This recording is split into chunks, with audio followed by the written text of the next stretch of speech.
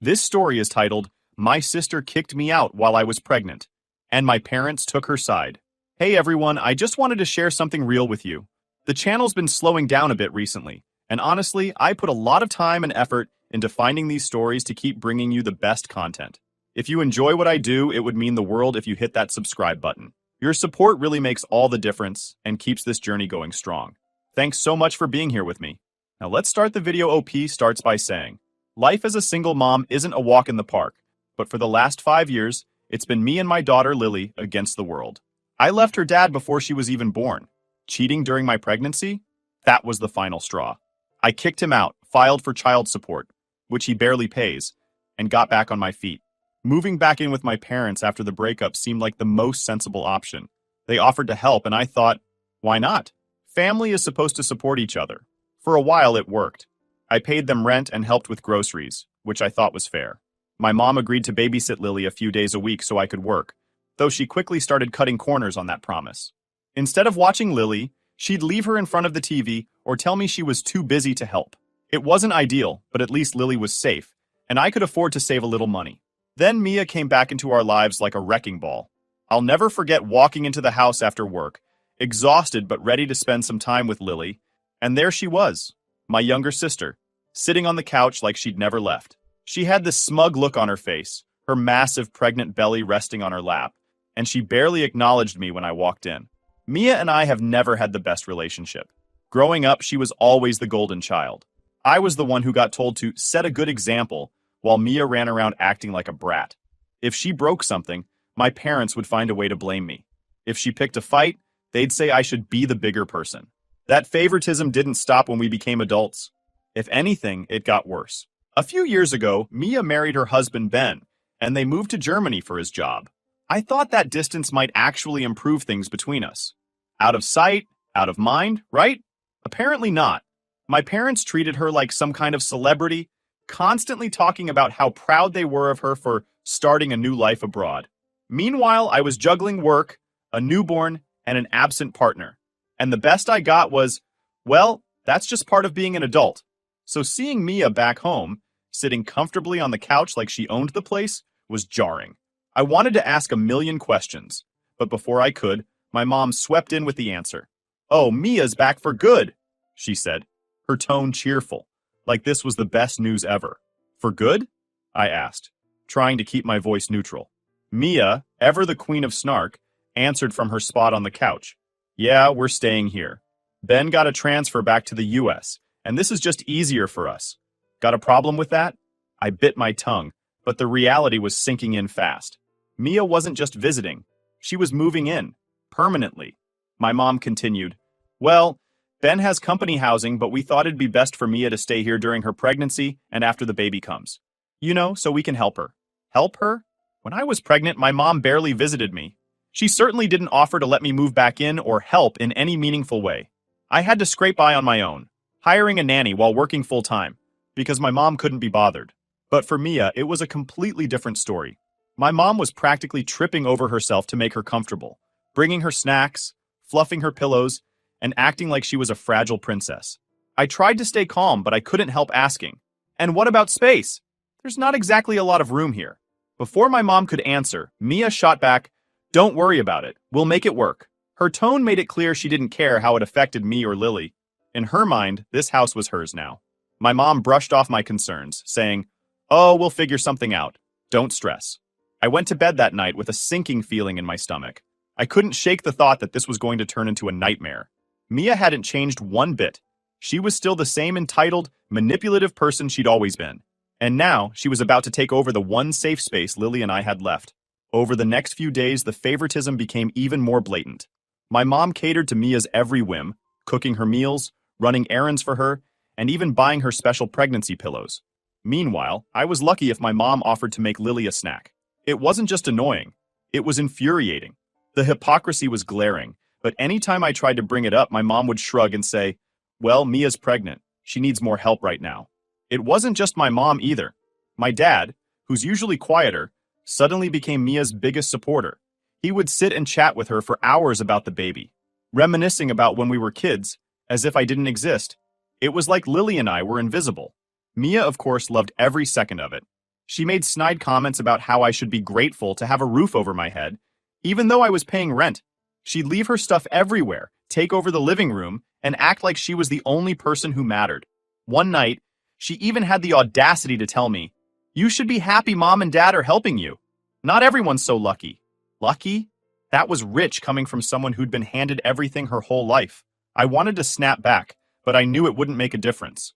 Mia wasn't the type to listen, and my parents certainly weren't going to take my side. I started to feel trapped.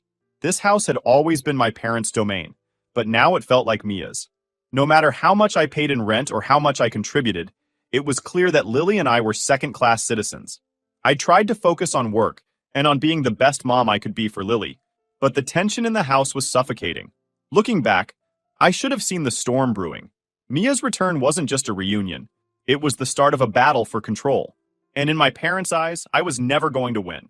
It didn't take long for things to spiral completely out of control. Mia had only been back for a week, and it already felt like she was running the house. My parents treated her like she was made of glass, catering to her every whim. She barked orders, left messes everywhere, and acted like she was doing me a favor by tolerating my presence. Meanwhile, I was still paying rent, cooking my own meals, and taking care of Lily without any help. The signs that something was brewing were subtle at first. Mia started complaining loudly about how crowded the house felt. She'd sigh dramatically every time I walked into the living room, or make snide remarks like, "It's hard to relax with all this chaos around." Chaos? Lily is the most well-behaved kid you could imagine, but Mia acted like my daughter was a tornado tearing through her precious space. My mom, of course, took Mia's side. "You have to understand, she's pregnant," she said one night, after Mia had complained about Lily playing with her toys in the living room. "Pregnancy hormones can make you sensitive to noise and mess." "She's sensitive to everything but her own attitude," I muttered under my breath. My mom didn't respond, but the look she gave me said it all. I was the problem in her eyes. Mia's complaints quickly turned into demands. One day she announced, "I need the guest room for the nursery. It's too hard to keep everything in the bedroom." I looked up from the table where I was helping Lily with her homework. "You mean my room?" I asked, narrowing my eyes. "Well, yeah," Mia said, like it was the most obvious thing in the world. "You can move to the basement or something." "Excuse me? I pay rent here. You can't just kick me out of my room." Mia rolled her eyes and turned to my mom, who was hovering nearby. "Mom, tell her this isn't a big deal. It's just temporary." My mom hesitated, glancing between us. "Sweetheart," she said, addressing me like I was a child, "you could make things easier on everyone if you just agreed. Mia needs the space more than you do." That was the first time I realized just how far my parents were willing to go for Mia. It didn't matter that I'd been there longer, paid rent, or had a child to take care of. Mia's wants were their priority, and I was just an inconvenience. I stood my ground, though. I refused to give up my room or let Mia bully me into submission. But the tension in the house kept building, and I started to feel like an outsider in my own home. Mia made snide comments about how I should have moved out by now, or how I was lucky Mom and Dad were so generous. My parents didn't say anything outright, but their silence spoke volumes. It was clear whose side they were on. Then, one day, I came home from work and immediately knew something was wrong. The first thing I saw was Lily sitting on the front porch, clutching her stuffed bunny and looking scared. Next to her were my suitcases and boxes, everything I owned, packed up and dumped outside. "Mommy?" Lily said, her voice trembling. "Why is our stuff out here?" My heart sank. I knelt down, hugging her tightly. "It's okay, baby," I whispered, trying to keep my voice steady. "Let's go inside and figure this out." Dragging my things behind me, I opened the door and walked in. The first thing I saw was Mia sprawled out on the couch, scrolling through her phone like nothing had happened. My mom was in the kitchen, and my dad was in his armchair watching TV. It was as if tossing me out was just another normal day for them. "What is this?"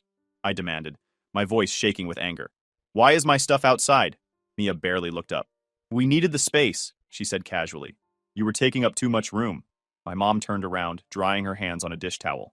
"Sweetheart, you always knew this arrangement wasn't permanent," she said, her tone annoyingly calm. "Mia's pregnant, and she needs peace and space. It's time for you to move on." "Move on? I pay rent here. I help with groceries. You think it's okay to just throw me and Lily out like this?" My dad finally looked up from the TV, but instead of backing me up, he just said, "It's for the best. You'll figure it out." I couldn't believe what I was hearing. They weren't just kicking me out. They were doing it without a shred of guilt or remorse. And Mia? She was loving every second of it. The smug grin on her face made me want to scream. She'd gotten exactly what she wanted. Me and Lily out of the picture so she could have the house to herself. I realized then that arguing would be pointless. My parents had made their decision, and nothing I said would change their minds. Swallowing my anger, I grabbed Lily's hand, picked up our things, and walked out. But as I left, I turned back and said, "You'll regret this." They didn't even flinch. My mom looked away, my dad went back to watching TV, and Mia smirked like she'd won some kind of prize. That night, I sat on the floor of a cheap motel room, holding Lily close while she slept. My anger was boiling over, but more than that, I felt hurt.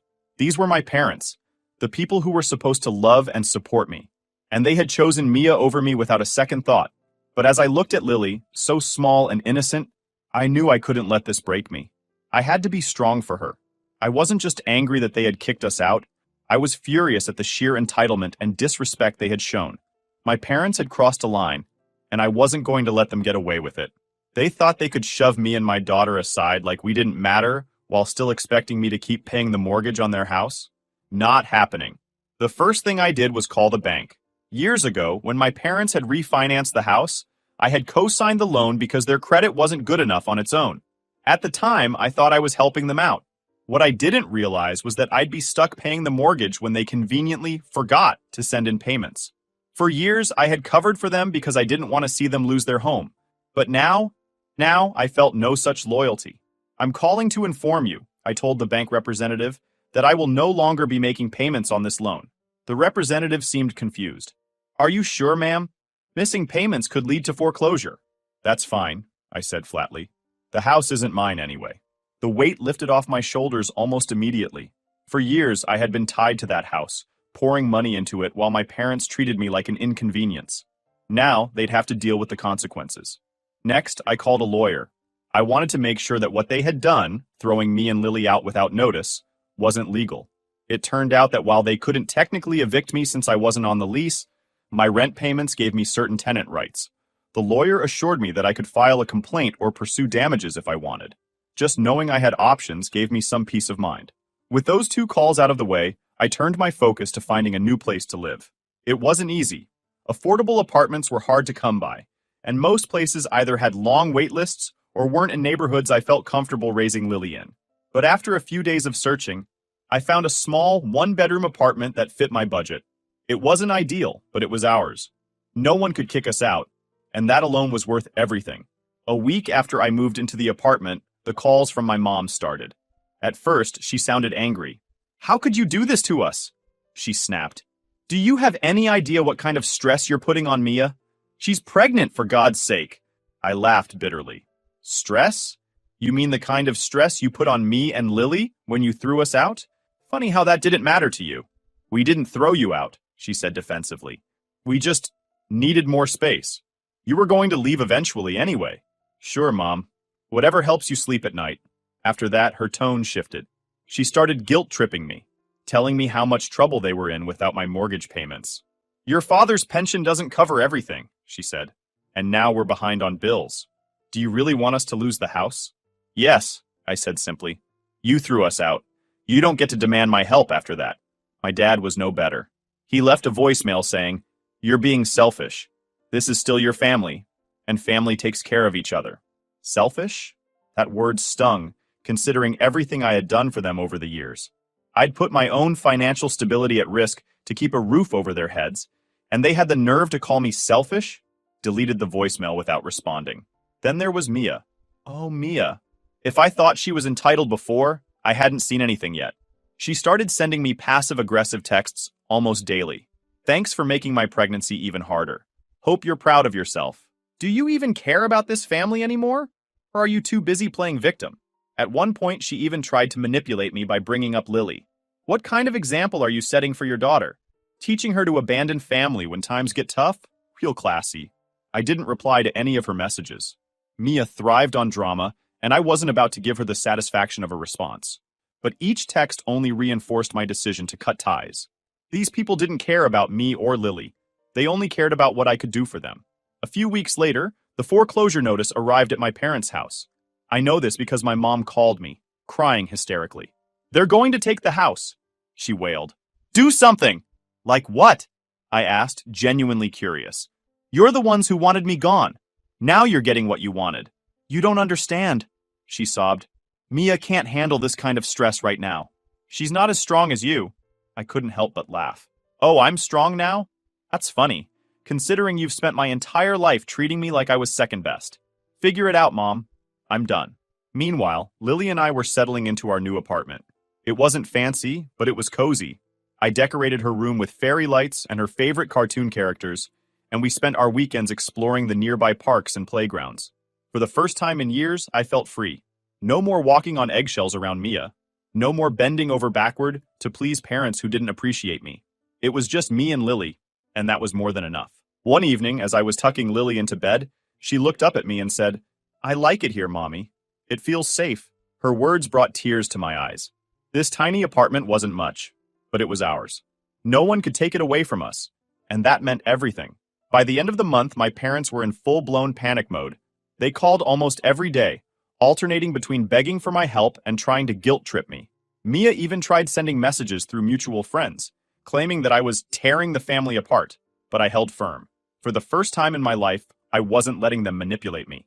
They had made their choices, and now they were dealing with the consequences. And honestly, it felt good to finally stand up for myself. By the time the foreclosure process started, my parents were in full-on meltdown mode. I wasn't actively keeping tabs on them, but it was impossible to ignore the constant phone calls, voicemails, and even texts from relatives trying to convince me to help the family. Apparently, my parents had told everyone a highly edited version of events. According to them, I had abandoned them during a difficult time and refused to support my family, leaving poor Mia to suffer undue stress during her pregnancy. No mention of them kicking me and Lily out, of course, just me being the selfish daughter who stopped paying the mortgage. The calls started getting creative. My mom, Emily, left increasingly desperate voicemails. We raised you, and this is how you repay us? Your father is beside himself. Please think about Mia. Her baby's due any day now, and the stress is unbearable. Do you really want to see us homeless? How will that look to Lily when she's older? It was always the same tune. Emotional manipulation wrapped up in a guilt trip. I stopped listening to the messages after a while. The few I accidentally answered were more of the same, with my mom swinging between sobbing and yelling about how I was tearing the family apart. Then there was Mia. Oh, Mia. She didn't just stop at guilt-tripping me. She escalated. She began posting on social media, painting me as the villain. Screenshots of these posts started coming to me through mutual friends. One thing I've learned is that family isn't always there for you when it matters most. Some people are just heartless. Can't believe how cruel some people can be, especially during a time as sacred as pregnancy. I guess money matters more than family to some. At first, I ignored it, but when a friend of mine messaged me saying, "Why is Mia saying you made her homeless?" I realized just how far she was willing to go. Mia wasn't just trying to guilt me, she was outright lying. I thought about addressing it but decided against it. The people who mattered knew the truth, and I wasn't going to waste energy defending myself to her social media minions. Besides, she was about to have much bigger problems to deal with. The official foreclosure notice arrived a few weeks later. My mom called me immediately, hysterical. "They're taking the house. What are we going to do?" she cried, her voice cracking. "That sounds like a you problem," I replied coolly. "I don't live there anymore, remember?" "Sweetheart, please," she begged. "Mia has nowhere to go, and you know your father's pension barely covers the basics. We're going to lose everything." "That's what happens when you rely on someone and then stab them in the back," I said. "Maybe next time you'll think twice before kicking out the person keeping a roof over your head." My dad, Robert, tried a different approach. He called later that day, his tone quieter, but no less entitled. "Look, I know things got heated, but you don't want to see us homeless, do you? Think about Lily. How would you feel if she turned her back on you one day?" "Funny," I said. "You mean like how you turned your back on me and Lily when you tossed us out? Maybe she'd be better off learning not to tolerate people who treat her like garbage." He hung up after that. As the foreclosure progressed, the cracks in their perfect family facade started to show. Mia was livid. From what I heard through mutual contacts, she couldn't believe my parents had let things get this bad. She blamed them for not stepping up financially, as if they hadn't already bent over backward to accommodate her. "They should have figured out a way to keep the house," she allegedly told one friend. "I'm pregnant. What am I supposed to do now?" Ben, her husband, wasn't thrilled either. He'd apparently been footing most of their bills since they moved back to the States, and now, with a baby on the way, he was losing patience with Mia's entitled attitude. By the time their baby was born, Ben had had enough. He left her, citing irreconcilable differences, which I assumed was code for, I'm tired of dealing with her nonsense. Mia, of course, played the victim, posting teary-eyed selfies with captions like, single mom life is so hard when no one supports you, and some people just aren't cut out for real commitment. Meanwhile, my parents had no choice but to move into a small apartment in a less than desirable part of town. My mom took a part-time job at a pharmacy, something she hadn't done in decades, and my dad's pension barely covered their bills. Their once comfortable lifestyle had crumbled, and the reality of their choices was finally hitting them. I couldn't help but feel a little vindicated. For years, they had relied on me, taking my financial contributions for granted while treating me like I was an afterthought. Now, they were facing the consequences of their entitlement, and it was clear they weren't handling it well. My mom called again, crying about how hard things had gotten. We can barely afford groceries, she sobbed. We had to sell the dining room set to cover rent last month. I don't see how that's my problem, I said calmly. You made your choices. Now live with them. Mia tried one last-ditch effort to rope me back in. She sent me a long-winded text, blaming me for everything that had gone wrong in her life. You ruined my pregnancy, turned mom and dad against me, and now you're just sitting back and watching us suffer. I hope you're happy with yourself. I stared at the text for a long time before deleting it. I didn't owe Mia anything. Not an explanation, not an apology, and certainly not my help. Meanwhile, Lily and I were thriving. Our tiny apartment had become a cozy home, filled with laughter and peace. I was making plans to find a better job and eventually move to a nicer neighborhood. But for now, I was content. Final update. It was only a matter of time before the fallout hit rock bottom. My parents had lost the house, and Mia's husband Ben had left her. The house was gone, the bills were piling up, and all their bridges seemed to be burned. Meanwhile, Lily and I were doing better than ever. Our little apartment wasn't fancy, but it was safe, peaceful, and, most importantly, ours. One evening, about 2 months after the foreclosure was finalized, my phone rang. It was my mom. I hadn't heard from her in weeks, so I was curious enough to answer. Hello, I said cautiously. Sweetheart, she exclaimed, her voice trembling. We need to talk. Please, can you come over? I frowned. Come over where? You lost the house. We're staying in a small apartment on Ridgeway Street, she said quickly. It's not much, but it's home for now. Please, just come. We need you. Against my better judgment, I decided to go. Part of me was curious to see just how far things had unraveled for them. When I arrived, I was stunned. The apartment was tiny and cluttered with old, mismatched furniture.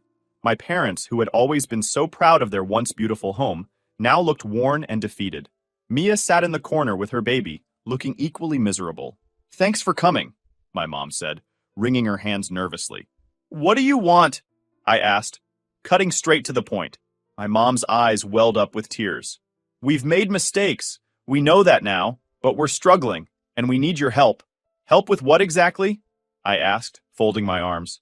The bills are piling up, my dad said, his voice quieter than I'd ever heard it. We're behind on rent, and we've had to sell almost everything of value. Mia's doing her best, but she can't do it alone. At this, Mia finally spoke up, her tone sharp despite her pitiful appearance. You're the one who put us in this mess. If you hadn't stopped paying the mortgage, we wouldn't be here. I let out a bitter laugh. You mean if you hadn't kicked me and Lily out of the house I was paying for, this wouldn't have happened? Funny how that works. Mia's face turned red, but she stayed silent. My mom tried to smooth things over. We didn't handle things well. We see that now. But you're doing so well, and we're not. Please, can't you find it in your heart to help us? For family's sake? I stared at her, feeling a mix of anger and disbelief. Family's sake? The same family that had thrown me and my daughter out without a second thought? The same family that had treated Mia like a princess while treating me like an afterthought? No, I said firmly. I'm not helping you. My mom's face crumpled. Sweetheart, please. We're desperate. So was I when you threw me and Lily out, I snapped. And you didn't care. You told me to figure it out, remember? Well, now it's your turn. My dad tried to interject. It's different now. We're older, and Mia has a baby. We can't do this alone. Mia's baby isn't my responsibility, I said coldly. Neither are your bills. You made your choices. Now live with them. The room went silent. For a moment, I thought they might finally understand, but then Mia spoke again. You're such a selfish she started, but my mom cut her off. Mia! she snapped, surprising both of us. It was the first time I'd ever seen my mom reprimand her. This isn't helping. Mia huffed and crossed her arms, glaring at me like a petulant child. I turned to leave, but my mom grabbed my arm. Wait, she said, her voice cracking. Please, just think about it. We're not asking for much. Just a little help until we get back on our feet. I shook her hand off. You had all the help in the world when I was paying your mortgage and contributing to your household. You threw it away. I don't owe you anything. With that, I walked out the door, ignoring their protests. I wasn't going to let them manipulate me anymore. Over the next few weeks, the calls came less frequently, but when they did, they were even more desperate. My mom left voicemails sobbing about how hard things were. We've hit rock bottom, she said in one. I don't know how much longer we can hold on. Mia, meanwhile, continued her social media tirades, painting herself as the victim of heartless family betrayal. Friends occasionally sent me screenshots, but I didn't care. Let her play the victim. I knew the truth, and so did anyone who mattered. Then one day the call stopped entirely. I heard through a distant relative that my parents had moved into an even smaller place and were selling off what little they had left. Mia had reportedly ended up in a shelter with her baby, still clinging to the belief that the world owed her something. Meanwhile, Lily and I were thriving. Our little apartment had become a cozy sanctuary, filled with laughter and love. I had found a better job, one that allowed me to save up for the future. On weekends, Lily and I would explore parks, visit museums, or just enjoy quiet evenings at home. Watching her smile and play reminded me why I had made the choices I did. She deserved a happy, stable life, and I was determined to give it to her. One night, as we sat on the couch watching her favorite movie, Lily turned to me and said, I like it here, Mommy. It's just us. And it's perfect. Her words brought tears to my eyes. For so long, I had let my family's toxicity dictate my life. Now I was free, and for the first time in years, I felt truly at peace. My parents and Mia had made their choices, and now they were facing the consequences. As for me, I had finally found my strength. I had no intention of going back, no matter how much they begged. My life, my happiness, and my daughter's future were worth far more than anything they could offer. And that, I realized, was the ultimate victory.